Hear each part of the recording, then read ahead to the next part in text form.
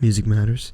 Adriana McCassim, how you doing? Hi, I'm good. Thanks for having me. Yeah, thanks for doing this. I really appreciate it. Yeah, How you doing? Stoked to be here. I'm good. I'm like I just had my last show of the year on Tuesday. Nice. So I'm kind of just waning down for the holidays now. Okay, nice. Who's that with?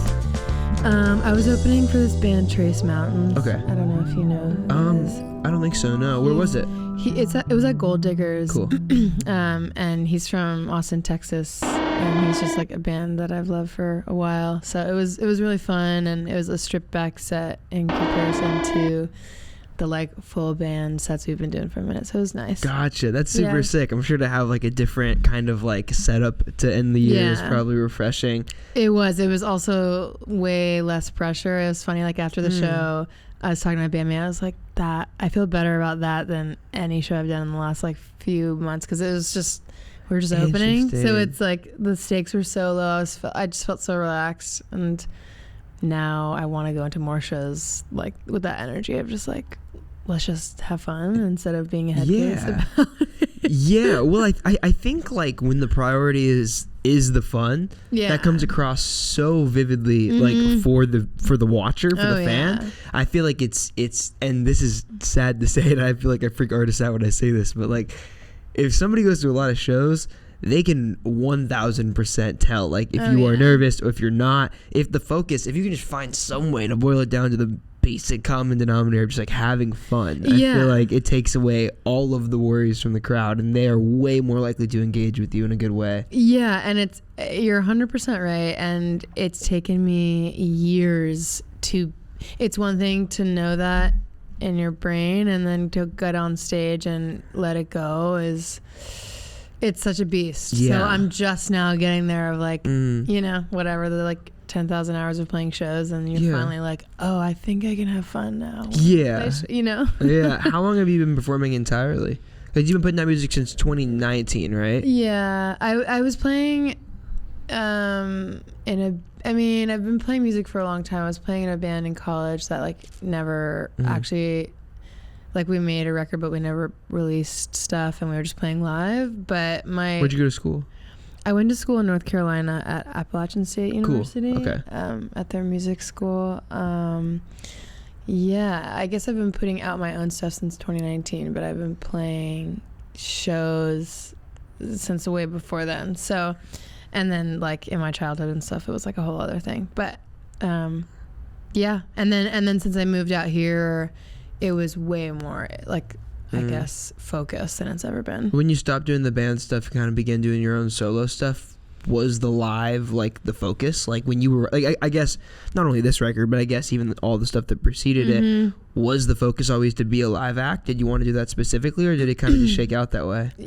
That's a good question. I think before, I was just like in school for music, and I went to school to be an engineer. So interesting. I was always I never thought that I could ever do this. Like I never considered this as any sort of path or like lucrative thing. So it was always just for fun, and the live portion, the importance of me playing live shows and it sounding cohesive and me putting all my energy into it wasn't really until I moved out here. Interesting. I had I had a conversation with my friend. Do you know the artist Boxtrod? Mm-hmm. Okay, yeah, he's incredible. But I was talking to him about this recently, and he was talking about how like he pretty much like whenever he's grown up and learning music and all that stuff, he never saw himself as like a face of it. Yeah, he was very much like a producer and engineer behind the scenes kind of person. It took a lot for him to kind of like realize that like he wanted to do that. I think it's interesting. I feel like a lot of producers and a lot of engineers, I think specifically engineers actually, there's a really big lack of ego I find with them. I've always found engineers some of my favorite people in the world. They always feel so like what would the word be? So like, what would the opposite of egotistical be? Like humble, or like humble. or just there's some other word that maybe fits that more, but I totally know what you're saying. It always felt like for me, I wanted to perform, but I never, even in band practice now, like I don't see myself as like I don't know, like I need to be in this like center stage and like the frontmost person. I just like I don't feel that way when I play, you know, even so it's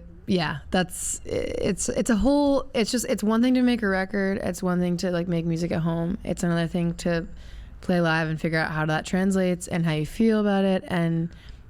And also like, it's just a really like, it's a beast of a thing to pursue, you know, especially out here. It's like there's so many people doing it and you have to find your way and what makes you feel good. Otherwise it's just like there's too much noise, you know. Being a musician is one of the weirdest dichotomies in the world. I think about this a lot because I think you simultaneously have to like maintain this image of untouchability. Like you kind of have to be untouchable, right? In a lot of regards, but at the same time you have to be like very relatable. Like care so like much. You have to care so much about your listener, about the person you're talking to, about what you're saying, about what the actually like the real implications of what the story you're telling, right? So it's like this weird relationship between like being untouchable and like being this kind of person that someone can look up to, but then simultaneously having like the selflessness and the humbleness to be like, I'm here with you. I'm playing these songs to you. That I want you to, you know, consolidate yourself in these stories. Yeah, it's such a weird like line to toe. It is, and I have some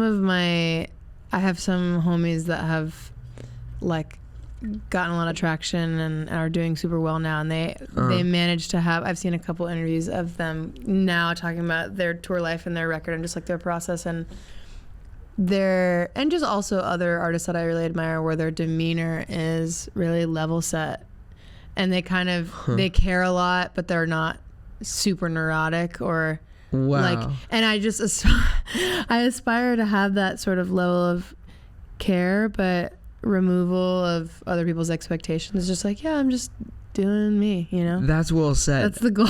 Yeah, I think it's like such an art though. Yeah. I mean, even like outside of music, it is. Yeah. It's just like a person character trait that I want. Yeah. I was talking to a friend of mine recently about this, and like very very pointedly this exact thing we were talking about, and he said something that really stuck with me. He was like, when you're a musician, because he's pretty successful, he's been like touring Europe and stuff, but he said this and it really stuck with me. He was like, what's the weirdest thing about being a musician is you have to be the hero and the underdog at the same time. Yeah. And I was like, that's like a really, really good way to put it. Yeah. Because it's just so true. And there's also like, it gets strange too when there's like the image of yourself that you're putting out there musically, and then there's you. And sometimes those two things aren't technically the exact same, you know? Yeah, especially when you're on a label. I've heard stories are like, you know, the bigger that whole like label game is, the more politics there are and like how you put out a record or how you what your image is and all, you know, all these different kinds of things. So it's bananas. I don't know, man. Performing that long, building your live set out, was that something that you like? Was it a lot of trial and error? I know like, I haven't got a chance to catch you live yet, but I got into your stuff because Mario saw you live and was like, this is insane. And then I think Mario found your stuff from Jeff, who's also like, this is insane. And those are two people where I'm like, if they tell me something's good, it's fucking, it's crazy. And then I listened to the project and I've been in love with it ever since. But yeah, of course. But like building up that live set, because it seems like that's a huge part of what you're doing is like the whole live setting. How long did it take you to build out your setup and your band? And has it always been that large of a production that you've wanted to maintain in that way? Or did doing the stripped back version feel more apt to what you're trying to do? How did you kind of go to begin to like form your philosophy around how you want to do your live production? Well, for the record, when I first got out here, it was just me and I was just very desperate to play and be in front of people and just like try stuff and meet as many people as I could. And then I started making friends. The penultimate. We're making friends. It sounds so dorky. And then I kind of based my band now off of the friends that I made while I was making my album. And then a lot of those people played on the album, and then we started playing, and I just kind of built this band that I used for the record live, and then we just ended up playing together for like 2 years or so. And really, I think the hardest part about playing in a band in LA, where it's not like I've been playing with them since we were kids, it's like new people who I respect, who are also adults and like have playing like 6 other bands. Yeah. And like work. It's finding people that care and have the heart for your music enough to just show up and play for free a lot of the time. Yeah. So anyways, I feel very grateful I found those people, and then it kind of grew from there, and we were just experimenting and trying to do justice to the album in a live setting, which was so hard for this album because it was such a experimental thing making it, and like it wasn't like in what way? Like so much of this album Sorry to cut you off. No. That was interesting. Yeah. So much of this album is like these weird overdubs or production aspects of like looping an acoustic guitar like 6 times and like feeding it through like a bunch of feedback and then get it like, so we had to figure out how to make that sound live. Yeah. Which was really hard, and I've learned more now that so many artists like understand the live aspect more and like gear that towards like, okay, I want to make a record that we can play live. Yeah. Or like have different, like make a dance record or make this or that, like have it in their head of like what their intentions are for that going forward, you know? Yeah. And with this record, it was so just, I needed to make like a kind of emo loud rock record, so it was just like, okay, how do we translate that, you know? Is the intention something for you that is very forthright before you go into something? Like, are you thinking very clearly about, like, obviously this record feels incredibly intentional, and I mean that in like a very complimentary way. I think it's like, thank you. Yeah, of course. I think like just the way that like almost this, like I think specifically you hear it in the sequencing of the songs. It feels incredibly intentional, like they're meant to be next to each other. How long before are you thinking about things like that? Like things like, how's this going to work in the live context? How's this going to work in the context of the album, the sequencing and stuff? Is that all coming in like after you create a song? Or is it like an afterthought and a worry? Or is it something that you're like long considering before you even go into finishing a track? I will say like, now going into making my second record, I'm way more intentional about it. Yeah. This record was so chaotic, and I mean this in a good way. It was just like my younger self, like just throwing shit at the wall. There was like a few songs where like I knew they were like, you know, like Pretend and Touch that were like linked and we're gonna like sequence in a certain way, or like which song was going to end the record. Like I knew that also these were the ones that were going to live in this world, and this isn't a concept record, but it is like there's like one specific tonal focus and subject matter, so that felt intentional, but I wasn't as aware of it as I am now. Interesting. It felt like the intensity because you just hadn't you hadn't done the full album thing yet, right? And I'd made like little EPs, but I'd never done a full LP, and I was also like going through a really hard time when I was making it, so it's like I can't see the forest for the trees. It was just like it was all very blurry, and I was just in it. And now going forward, I'm like, okay, you can write so many songs, and the filtration process of what goes into a record is just specific, you know? Yeah, it's got to be so different than just making like small projects too. And I was very curious about this, and it's interesting to hear you talk about it. But it was such an album. What I mean by that is there's very much a world behind it, and I think it's so cool that you took that risk to be like, fuck it, I'm doing a full album, a full world, and it's cool that you're working on a second one. Yeah. Was that like always the goal? Was there a lot of consideration with it, or was it just something you're passionate about, just making that world? You mean the world with the first album? Yeah, opposed to like putting out a bunch of singles and like waterfalling it and doing like the whatever, the industry way you're supposed to do it. Yeah, right. I mean, that was the whole thing I went through of deciding how to put out singles, and I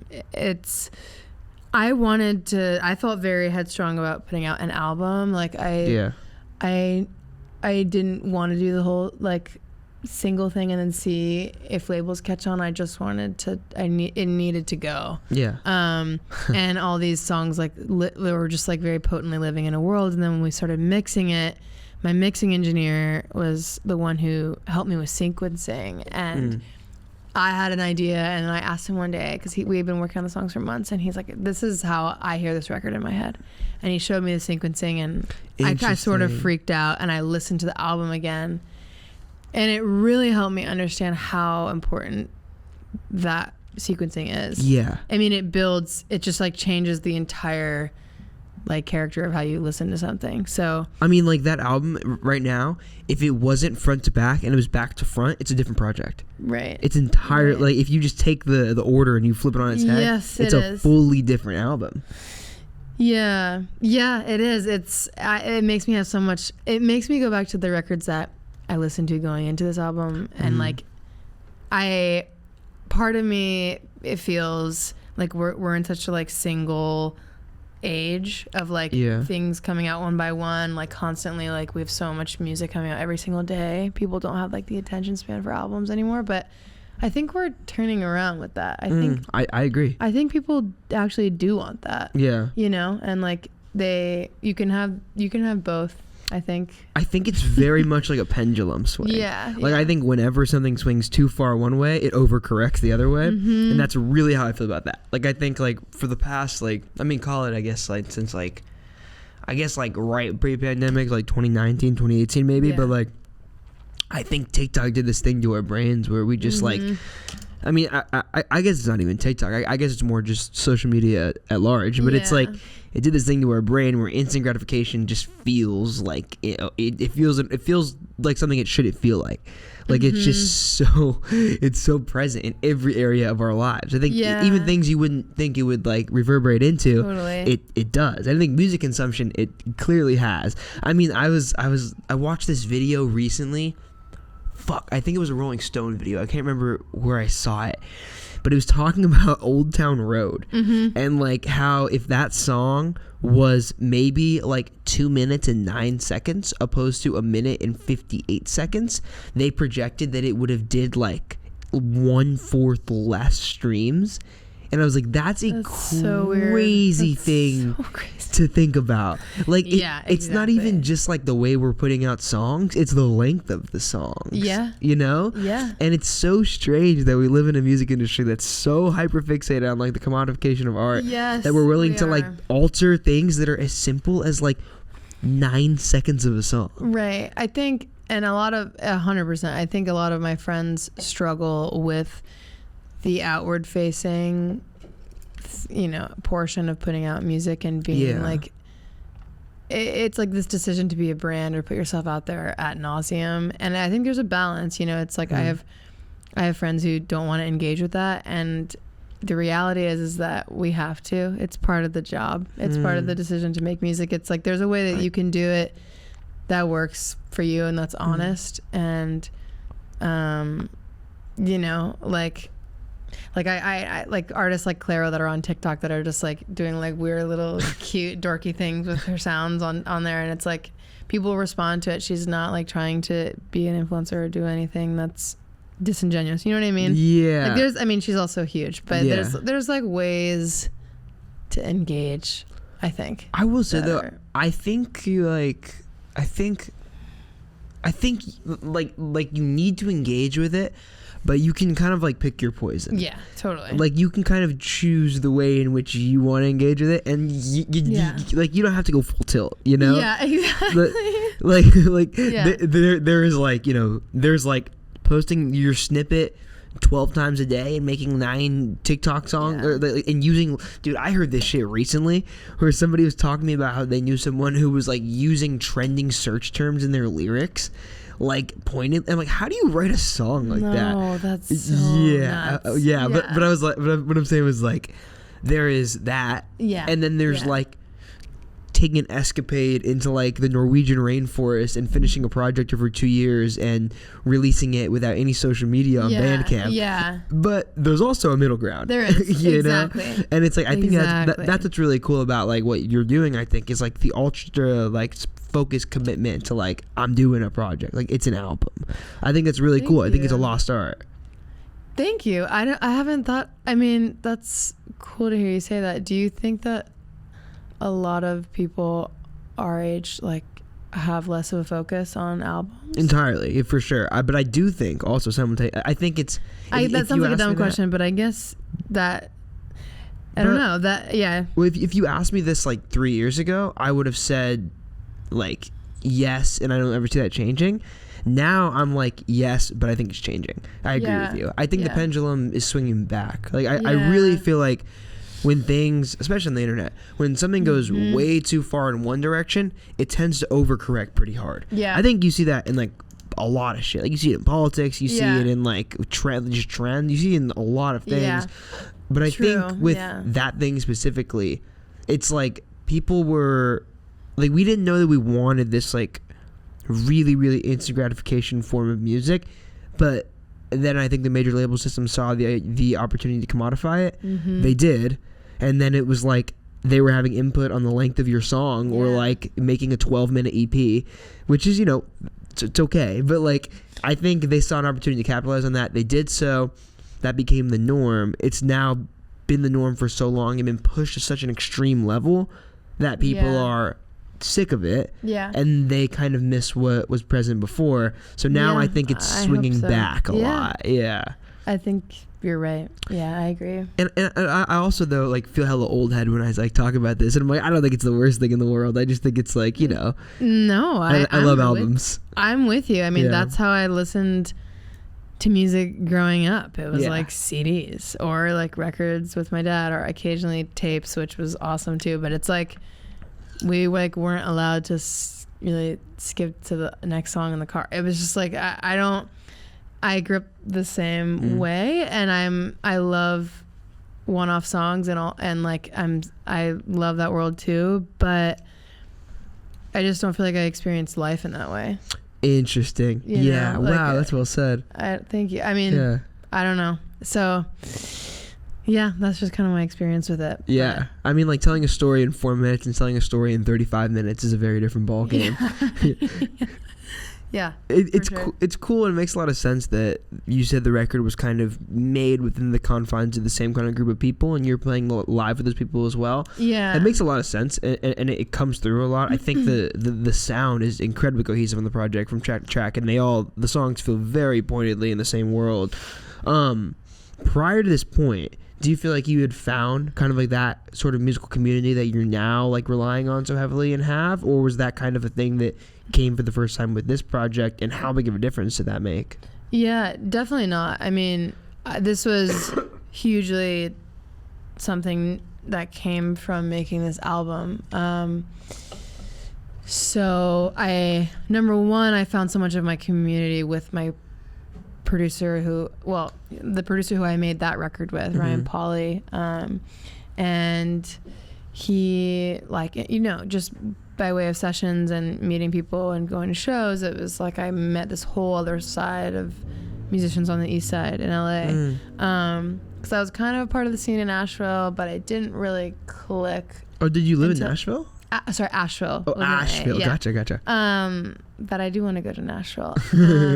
And now I feel like that was kind of my entrance into LA, and I feel like I'm expanding into other spheres now, and like I really I don't know, like I really want to make like a straightforward pop album. Cool. The songs that I'm writing now are much more like, I feel like I'm making a much quieter record, much more subdued and like internal, and I needed to get this like angry. This album is so, I love it so much, and it's very like restless and angry, and this whole like bottled version of me. Yeah, you know? Yeah. So, yeah. Performing those songs, does it ever feel like, because you're right, the record's very like it's very much one emotion. Like there's a lot of anger in it, a lot of like sadness about this thing that didn't work out.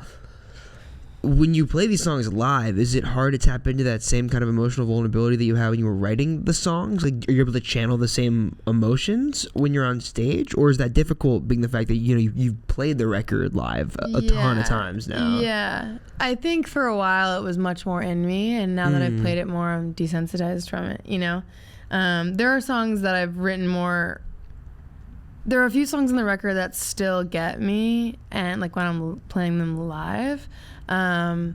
maybe for different reasons, but yeah, I think I'm like, it has to be a very like heightened setting where the whole band just is like locked in for me to really be there, be there. But yeah, I've always that's always been an interesting idea to me, because I've always felt like it's probably one of the hardest parts about being a huge touring musician, right? Is like writing a record about something, or writing even just like a collection of a couple songs about something, and then having those emotions be present when you're like 22 or 25 or 26 or whatever, and then like living it all the time. Yeah. Like one, I guess reliving that, but then two, even like having to tap back into like that emotion that was like I don't know. Think about some of the legacy acts that have like had songs that got gigantic when they were 24, and now they're 40, and they're still older. Yeah, totally. They're still playing that shit. Like that has to be so hard to like re-tap into that kind of like angst and emotion, Yeah. Oh yeah, 100%. I think about that too. Yeah. So has the majority of this year for you been, because that record came out in August, correct? Yeah. So has the majority of the year for you kind of been just promotion and shows for the album? And what do you think, have you learned anything about these songs that you didn't know when you released them, like via proxy of people or performing them, or like just things thank you, just like things that became apparent to you that weren't when you released them? Oh yeah, definitely. So this year, I guess first question, this year has largely been such a function of me putting the record out, and man, I learned about how much goes into putting out an album, and especially like, the team was very small. It was just my little management team and a couple people on like the tape label helping to put it out, and PR, and like, I mean, it was I'm so grateful for everyone who helped, and it was like an independent release. So there was a couple of times where we almost landed on a label, and it just didn't work out for various reasons. So it was a lot of back and forth and pushing the timeline of putting it out because of that. Yeah. And I also feel like I just learned so much about how the industry works and how like labels are kind of a failing business right now, and it's their means of control is gone. Yeah, especially like my favorite independent labels are like, they have no money. They have no money, even for their like biggest people, and I mean it just depends on which label it is, but still, it's like I was so fixated on that for so long, and now I kind of I have a much better understanding of how all that works. But your second question, I did. I mean, I've learned so much about what these songs feel like now and what they are about, and I think ultimately the record it's a breakup record, obviously, but it's largely about giving myself the grace to just be this I guess for lack of a better term, like unattractive person that I was, and this like real version of me at the time that was so kind of messy and didn't know what I needed, and it was just this like, feels like this time capsule of like I needed something to be mine, and I needed something to show for myself that wasn't at all someone else's, and no one could take away from me. So that's kind of what I walk away with it. I don't know. You think you needed like on like a release level or like a personal level, like you needed the record to be yours, like you made it for you? I guess both. Like I made it for me, and I thought I was making it so someone else could listen for a while, and I was like, actually I made this so I could prove myself that I could do this. And I just needed to make something entirely how I wanted to make it, and release the self-shame I had at the time, and also just make something and throw shit at the wall. Like we had so much fun you know, like in school we were taught like how to record drums or how to mic certain things, and with the album we tried so many different things on so many different songs. There was no like, all right, we're recording for a week and we're gonna have the drum, you know, like we're gonna have like session players come in, and I ended up making an EP that way, where it was like live to tape. We did all 3 songs in 2 days, and it was like my like Dylan, like I scratched the itch of like making something live, and it was all just like whatever you get is what you get, you know? The album is very different. It was just like us like plunking around and trying new things, you know what I mean? Did you feel like up to this point you had, with some previous releases, you had considered what people would think of them opposed to what you wanted to make? Oh yeah, I mean that was the whole, with this record I was so, it's for you.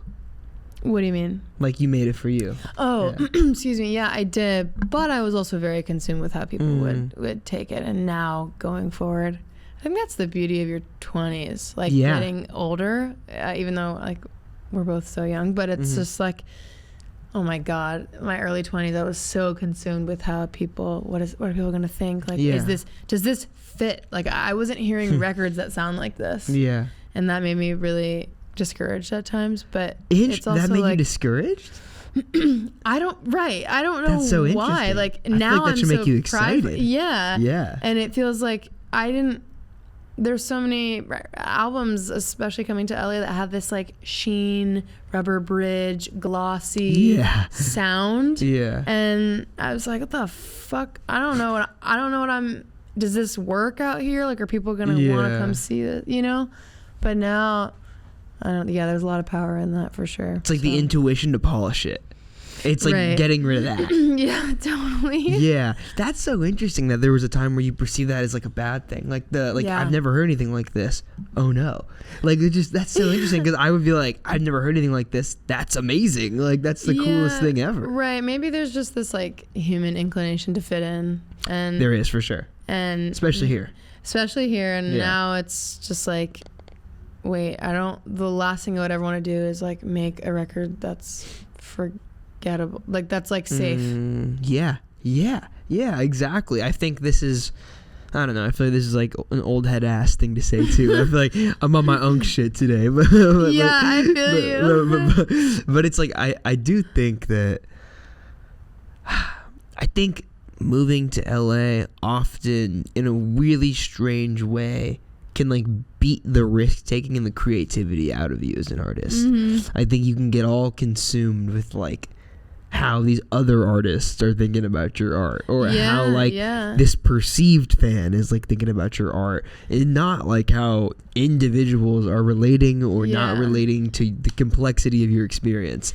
Especially the pool of people is just so much bigger, and there's so many more like there are so many more people that you know, or that are well known, or that are like that could be potentially perceiving you, whereas like in Asheville you're like, no one does anyone care. The pool is so small. It feels like there's more of a leash to like do whatever you want. Do you think things are more, I'm sorry, go ahead. No, go ahead. Do you think things are more appreciated because of that in a place like Asheville?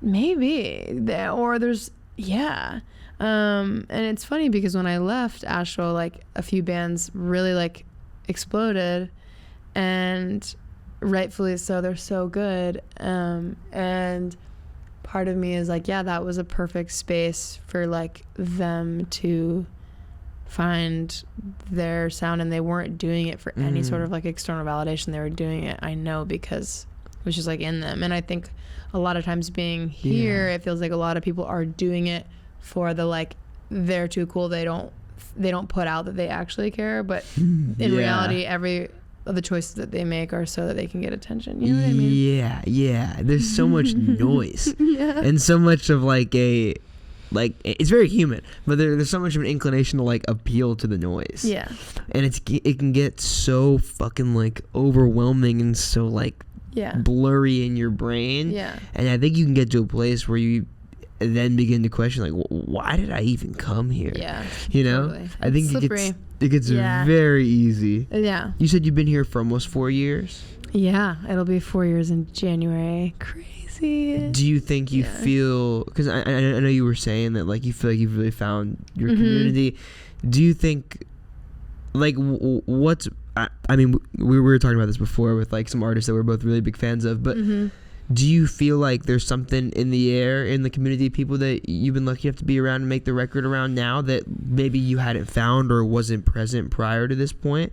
Like, do you feel like there's momentum in the kind of thing that you're trying to create and the scene of music and the scene of people you might want to be around? Yeah, I do. And also, now that the record's done, I feel like I've, like I said before, kind of like expanded that community and just like realized that there's so much more of a scene than I thought in like the rock scene out here, because and I'm just now seeing that more and more and more, and going to shows and meeting people, and just like I'm writing a bunch right now and trying to just like have sessions and figure out what's coming out for me right now. But like we were talking about that guy Ari Rivera, like Ari's a genius. Yeah, he's so good, and that kind of music is the stuff that I want to digest more and more, and like, and just like live there. And now I'm seeing people like my age that are here that are doing it, that are busting their ass, and like it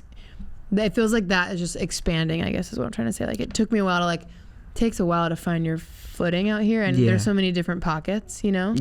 And it's wild, but I do feel like, I'm grateful for that. It keeps expanding. Yeah, I often feel very grateful that I get to do this, because I meet so many artists that I'm fans of like every single day, and like it's like a map in my brain. Like it's like an ever evolving web of like this scene of people know this scene of people, and this scene of people know this scene of people, and these people are doing this and that and this, and I'm very convinced that like in LA there's just a gigantic scene for everything if you find it. There is. Like, I don't think there's a lack of anything. You know? I agree. And it's interesting. I feel like people always talk about like but what I will say though is that I think like I find in places like New York and London at least, I do think, I mean, I don't know, I don't live there, so I guess it's hard to say, but at least the way that I've always perceived it from the outside is that like I do feel like there's more focused like specific artistic movements there. Yeah, I agree. Whereas like here it's just like a ton of shit. Like there's so much stuff, you know? Yeah. And New York, I know some people that are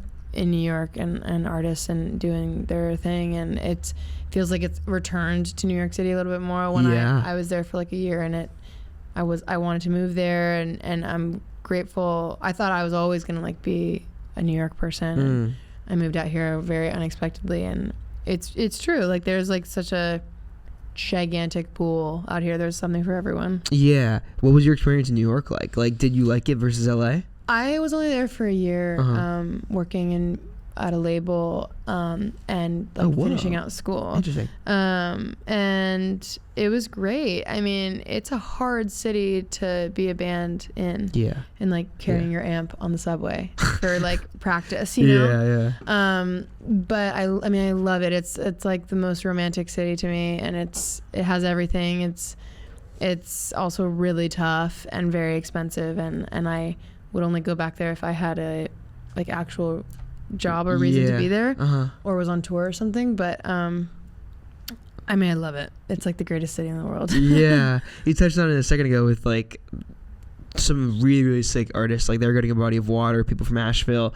Do you feel like did you kind of grow up in a music scene in Asheville? Like, what is kind of out there that like, do you feel like it has some cool like upward motion? I guess I don't know very many artists from there. Yeah, I mean, at the time it was a little quieter. Like, there are bigger artists so I grew up with a lot of like country Americana, like, you know, bluegrass music. And that was like the kind of the bedrock of growing up, and just like going to shows with like a single mic in the center of the room, everyone's playing banjo and stuff like that. But then, you know, in college and when I got older, there, like, I mean, yeah. And then when I left, it was like I'm sure you know who MJ Lenderman is, and Wednesday. Like they both came from Asheville. Oh, okay. And I guess I knew MJ Lenderman was from there, but that might be the only artist that I was like aware of from Asheville. And like Indigo D'Souza and all those people. Oh, she's from there? Yeah. Oh, I didn't know that either. Okay. Yeah. So that whole like crew of people also like made music at the same place, and I made my first EP with Jake, and this person Colin Miller, who like all lived in this house in East Asheville. And Jake played like from MJ Lenderman played drums on my project. Yeah. And then like a few years later, now he's like huge and doing his thing. So it's Rolling Stone #2 album of the year. Really? Yeah, or #3, something like that, like That's top 5. Fucking wild. Yeah, that blew my mind. That was when like I was like, oh, MJ Lenderman's like huge now. Yeah, that's insane. Yeah. Wow. I mean, good for him. That's so awesome. Yeah, the record's amazing. It's so good. We went to high school together, and I did musical theater with his sister. So it's just like, it's so crazy to see, you know, friends that are like, oh, they're like skyrocketing. That's so cool. Crazy. Yeah. But yeah, I mean, it's such a cool town to make music in and like be a part of, and also it's changed a lot. You know, it's just become so expensive, and a lot of people have left. Yeah. It's got more expensive? Yeah, I mean, it's such a tourist. There's so much tourism there now. Wow. So I think a lot of my friends who make music there have like left for like Raleigh or like Durham or that kind of like scene in North Carolina. That's like a little bit more north in the Triangle. But what's that scene about? There's a lot of like, there's like an, you know, like indie rock scene, folk scene, like kind of like alternative country. Like, cool. Okay. It's really cool, and I would consider like maybe going back there, but I definitely need some space. Yeah. You know? Yeah. Do you think you're in LA for a while? I don't know. I think it's the longer I stay, the longer I want to stay. Yeah. You know? Yeah, I feel that. I love it. What about you? How long have you been out here for? 2 years now, and I think. Right. Okay. Like I don't know. I was talking about this last night. I think like exactly what you just said is my whole like problem. It's like my whole like thing where I'm like, the longer I'm out here, the longer it makes sense to stay out here. I don't know. I want to end up back in the Bay. I love the Bay with my whole heart. Like my dream of dreams is to open a venue there. Oh, that's like awesome. Yeah, it's like my number one dream. So the goal is by the time I'm like 30, I do that. That's very sick. Yeah, thank you. That's so cool. Yeah, that's like ultimately what I want to do, but I don't know. I think I could see myself back there within 2-3 years, depending, or I don't know. New York's very attractive to me. Like, I think it's a really great city. Yeah, I went there like a year and a half ago with my girlfriend, and it like blew my mind. Like I was like, this is one of the most incredible places I've been in my entire life. Yeah. So I think I likely would probably, if I did go back to the Bay, like in my late 20s, I'd probably do a New York stint prior. Yeah. Just to, I don't know, see what it's like. Yeah. But I don't know. I guess for the foreseeable future, I'm here. I'm very lucky to live in this house. I love it here a lot. I have a very good situation. Yeah. Yeah. So kind of like in the process of making the album, and I guess just after as well, do you think you realized that like there was something that you were able to tap into on this record that prior to this point you hadn't been able to tap into? What do you think like about this album pushed you as a musician specifically, but also like what are the biggest lessons that you learned from it? Like what do you think was special about this project opposed to anything you put out in the past? Good question. Thank you. My first, I guess, thought is intensity. I hadn't had as much conviction with like a tonal focus and world until this album, and I want to give a lot of credit to my mixer Alex Farrar from Drop of Sun in Nashville, who really just like, and Ryan Pauly of course, but like they both really helped me build this huge world. Like I was listening. Yeah, it felt like the first record where a lot of my like deep influences came through, and it was actually like, I like really listened to my intuition and like what felt like was coming through me instead of like, oh, my favorite artists do X, Y, and Z thing. And, you know what I mean? Yeah, for sure. So it felt like the first thing that shook out that was really internal for me.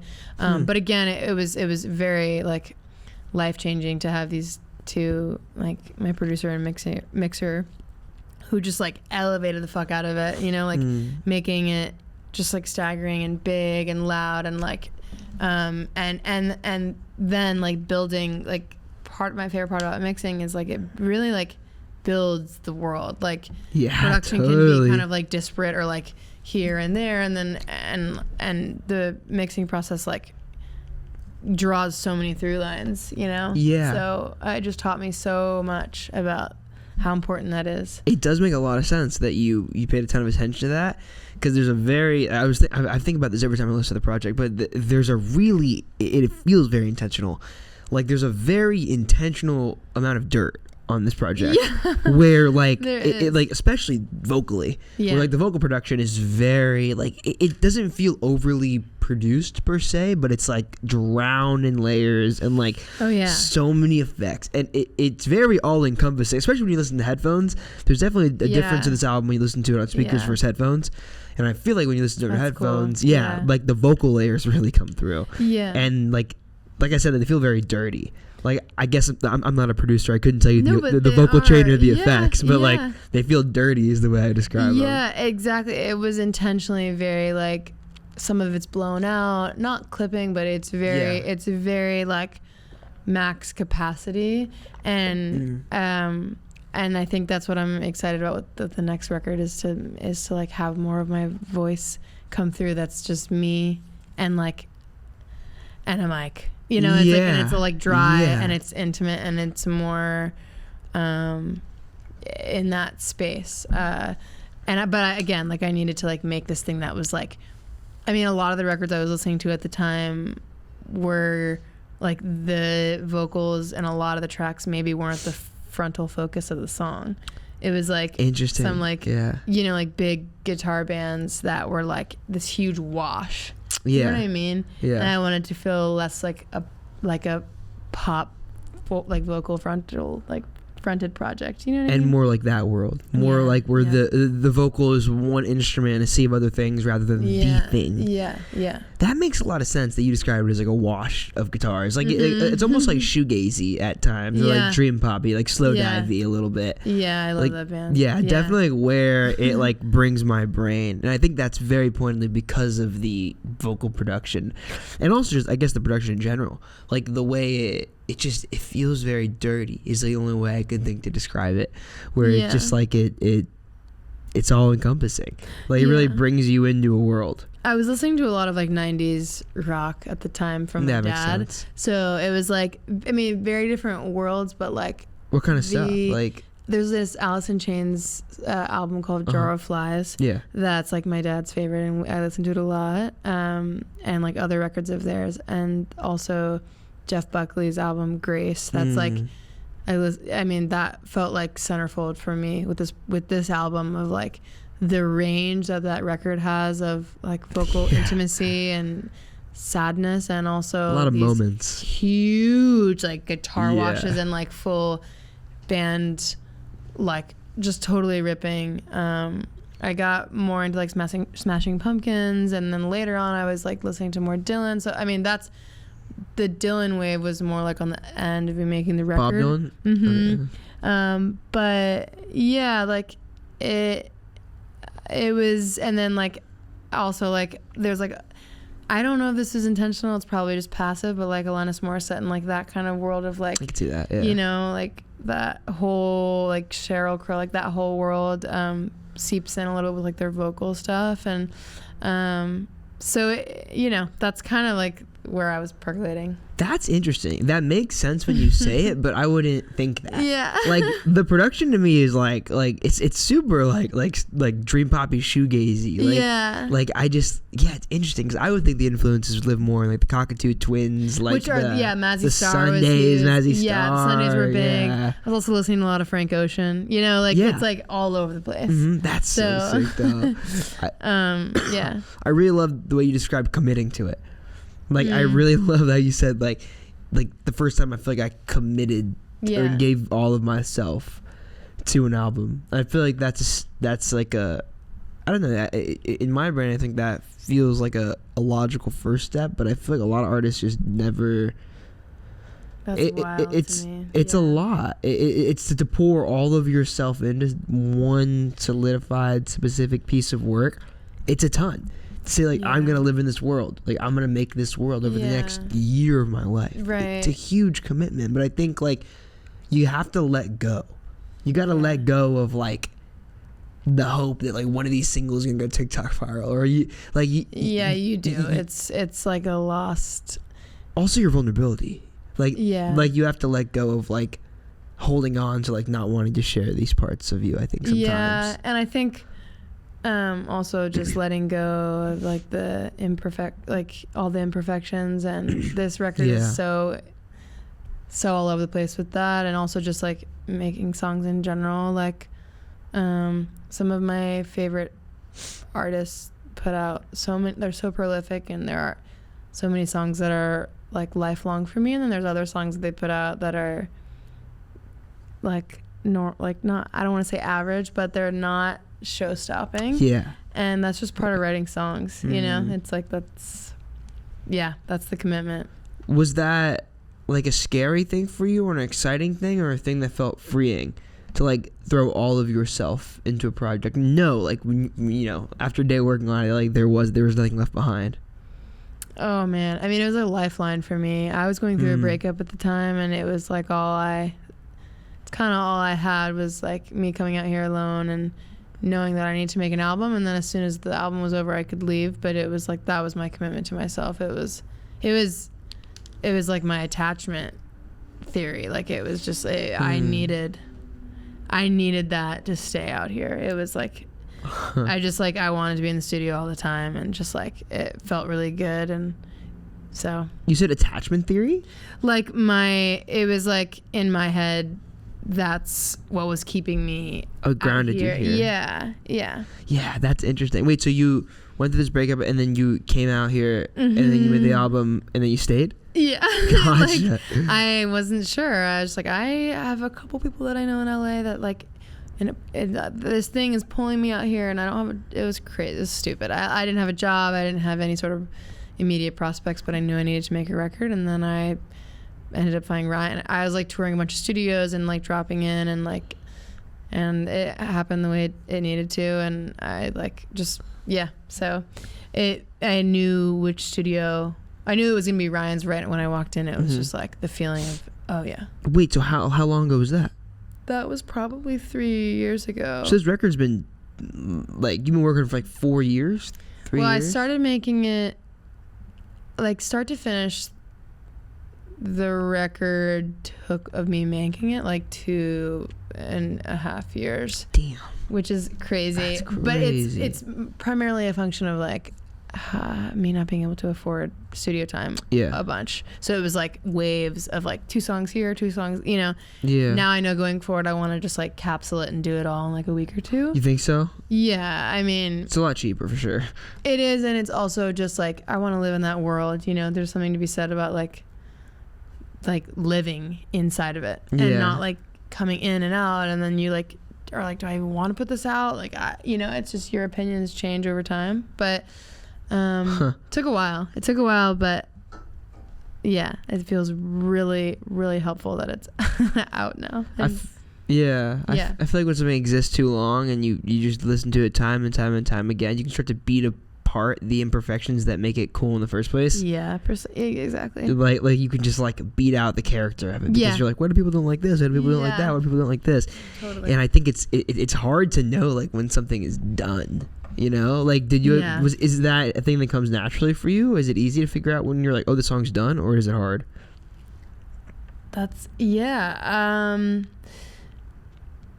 It can be hard. I mean, I am less of an less of a perfectionist than certain people that I know, but I'm still, I think with this project I knew it was done because we had a cap of 10, like a certain amount of songs.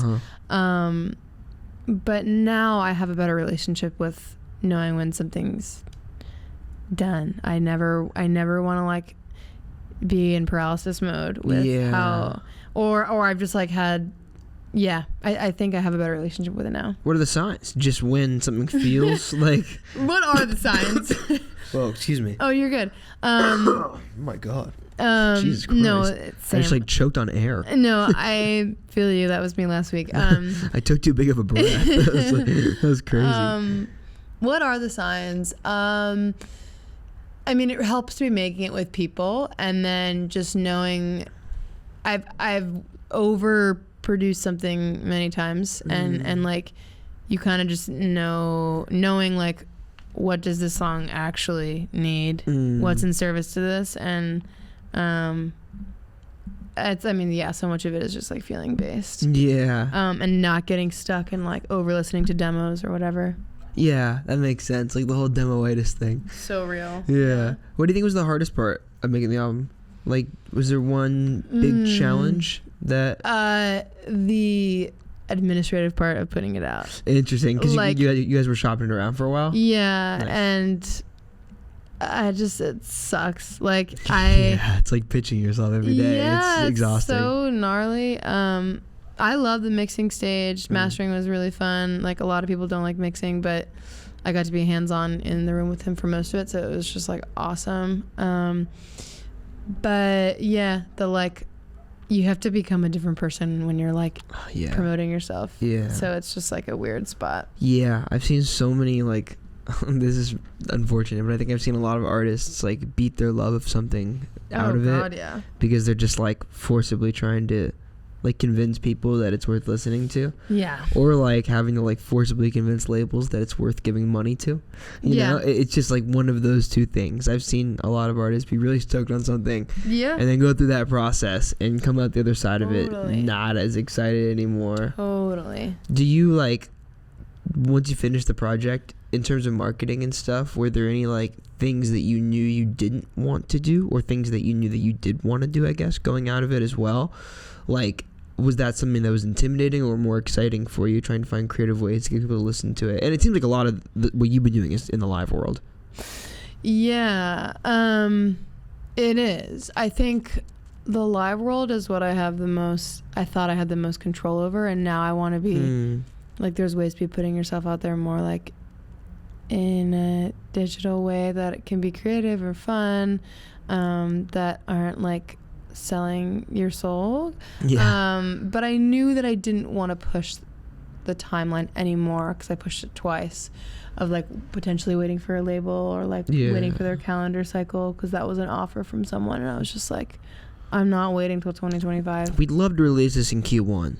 Yeah, exactly. It's like I wouldn't. I will make other albums and like it'll come when it needs to. It doesn't like, you have to just like, I had to just trust myself, and you know. Yeah, I also tend to be on the side of like, I don't know what's gonna, like, if it's gonna go, it's gonna go, dude. Yeah, If it's not gonna go, there's nothing that a boutique label or an indie is gonna do for you that's gonna like change the trajectory of your release. That's just I don't know. I've found at least that's just the reality. Unless they're like an incredibly savvy group of individuals that like are very, very like pointed and like have a very specific idea of like what they want to do for digital marketing and stuff. It's like 9 times out of 10, unless you're signing to a major, like it's probably not going to make a huge difference. And the only reason the major is going to make a huge difference because they're going to give you a bag for it, and you can like use that to like do things intelligently. Exactly.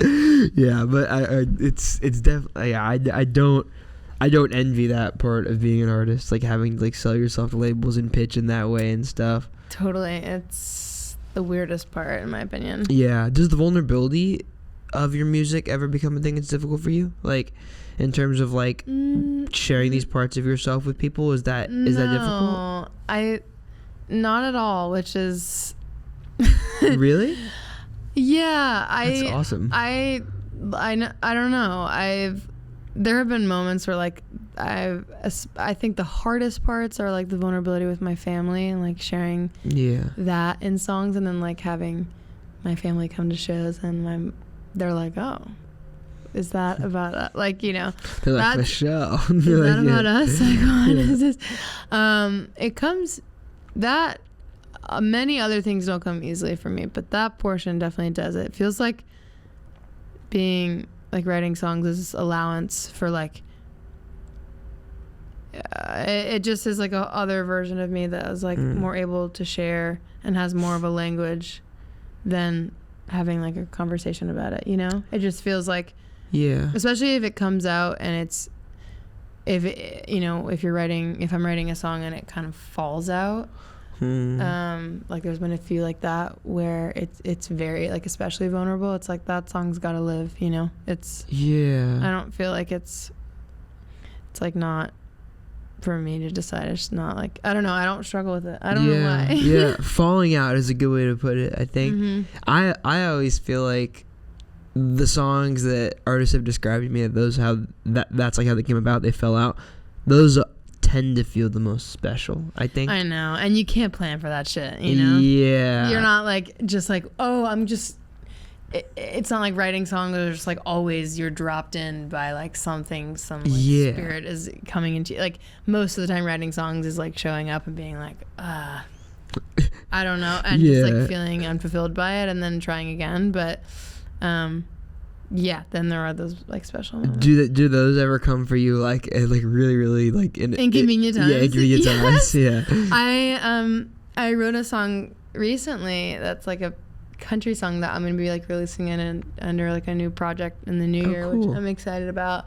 That came to me right before I had to be at dinner somewhere. And it was like that's so classic. Like that's happened to me so many times where I'm like not putting pressure on myself to write, and then it just like it just falls out. You're like, oh well if I leave now, I'm gonna come back, and like I'm not gonna have be 20 minutes late. Totally. Yeah, I mean, you could text if you're going to dinner with him, but yo, like, I'll be honest, like the song came out, and it's just like totally. That's such like an interesting idea. Like sometimes things just take over you. Sometimes it just like there's a feeling in the room, and you can't replicate that if you no matter how hard you tried, you know. Oh yeah.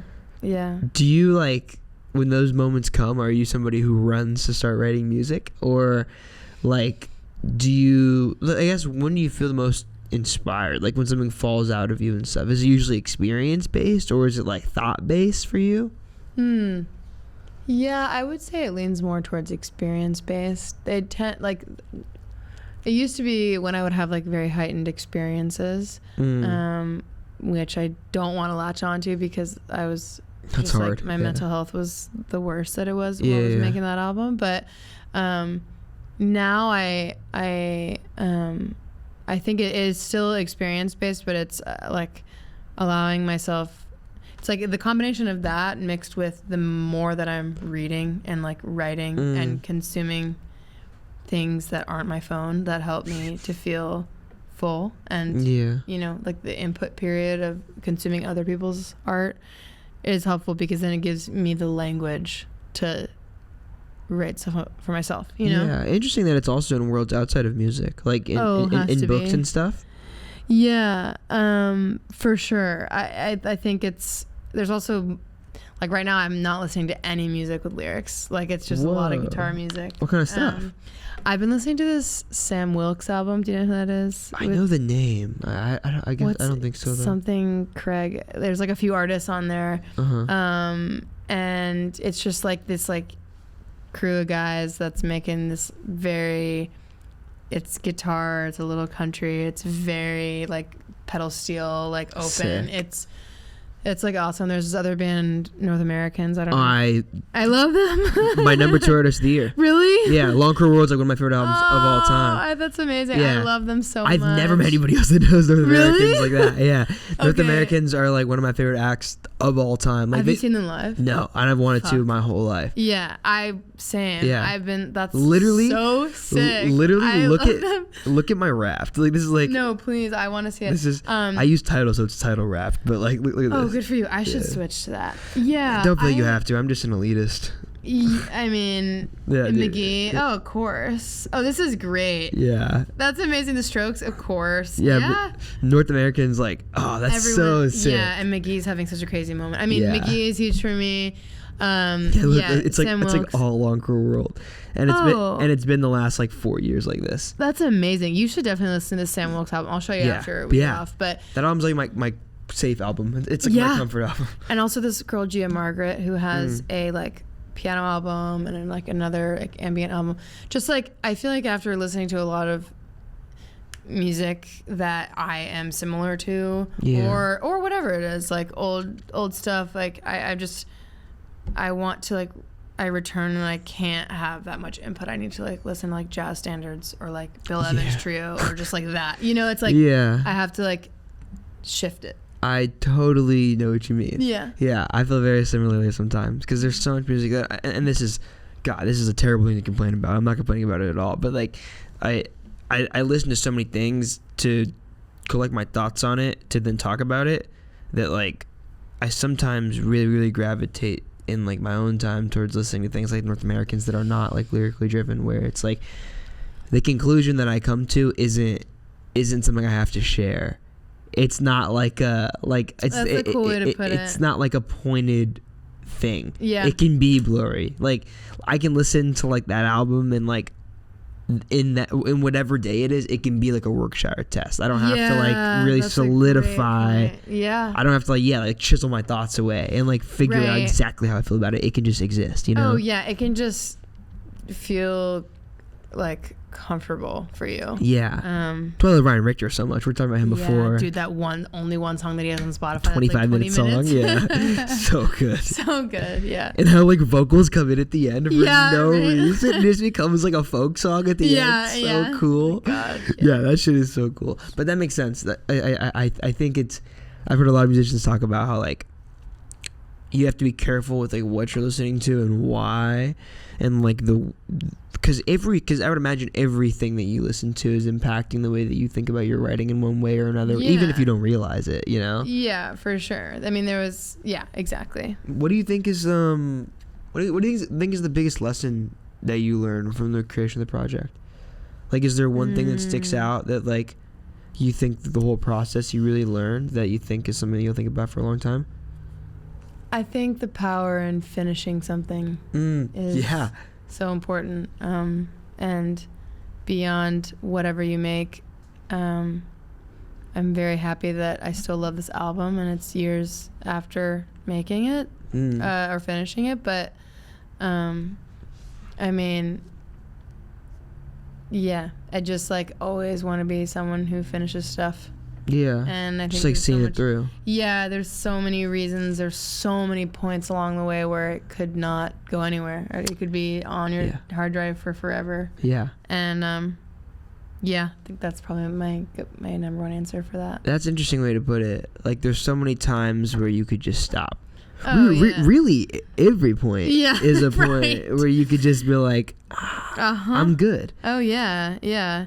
Where you feel like this is a load of hot garbage, but then it's like I think conceptualizing even stuff like obviously like a project by project basis is one thing, but I'll often try to like conceptualize what it would mean for me to like just stop working in music altogether, and the world, and maybe this is a bad thing, but like the world that I envision, if that was the reality, is just like bad.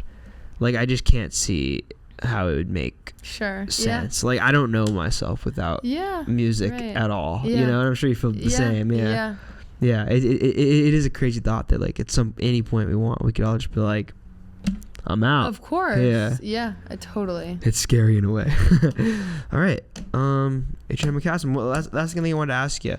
If you had, like, one overarching message that you think you could translate through the project, what do you think it would be? Like, is there something you want people to get from it, or are you fully like perception vacant of it? Like, definitely not. I mean, man, that's hard. I think this album is so largely for my just like female inner self and wanting to share with other female identifying people, or the femininity in anyone, but just this like allowance for loudness and like, and not being afraid of what's on the other side of that, you know. I think it's just like that feels like, besides all the other like more pointed stuff I'm talking about in the songs, it's just like I want people to like feel like their darkest sides are okay. It's like the permission to like allow those demons in, you know. It's a lot better than acting like they don't exist. Yeah. Oh God. And which I know that very well too. Yeah. Totally. Yeah. Totally. That's a scarier side. Yeah. All right. Adriana, thank you so much. Thank you so much. Yeah. Thanks for listening to the album. Yeah, I'm in love with it. I love it so much. Thank It's you. my favorite That's so project of the year. cool. I'm Oh, very man. happy that it stumbled across my plate. It's been my That's so rotation cool. for a solid couple months now, and I'm Thank you. very, very much in awe of it. Thank you. Yeah. Thanks for having me. Of course, yeah. See if it's out now. Tell them where they can get it, where they can listen. Where You they can follow you, listen- see you live. You can listen any fucking where you listen to music, all over the internet, and I'll be playing shows next year and hopefully doing a tour, so you can catch me there. Hell yeah. Yeah. Thank you very Cool. much, dude. Really appreciate you. Thank you. Hell yeah. Thank you. All right. Music matters.